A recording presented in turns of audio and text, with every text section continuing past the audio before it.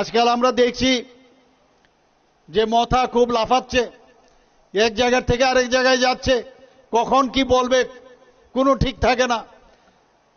আমার মনে হয় যে এখন যে অবস্থা দেখছেন, এতদিন ধরে তো ভাবছিলেন যে আমরা এডিসি আমরাই নিয়ন্ত্রণ করব, আমরা যা বলবো তাই হবে। কিন্তু এবার কিন্তু চেহারা কিন্তু অন্যরকম হয়ে গেছে বন্ধুগণ। আপনারা সবাই রোজ দেখছেন, যখন যা খুশি আনাপ সানাপ যা খুশি তাই বলছেন। আমি আপনাদের কাছে একটা কথাই বলতে চাই, আমরা চেয়েছিলাম এই আঞ্চলিক পার্টির সাথে চলার জন্য, অনেকবার কথাবার্তা হয়েছে, কিন্তু কথা বলে একটা করে আরেকটা।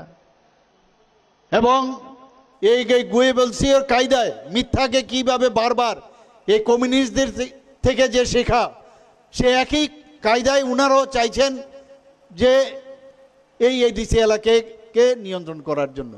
বন্ধুগণ, অনেকবার চেষ্টা করেছি কিন্তু সম্ভব হচ্ছিল না।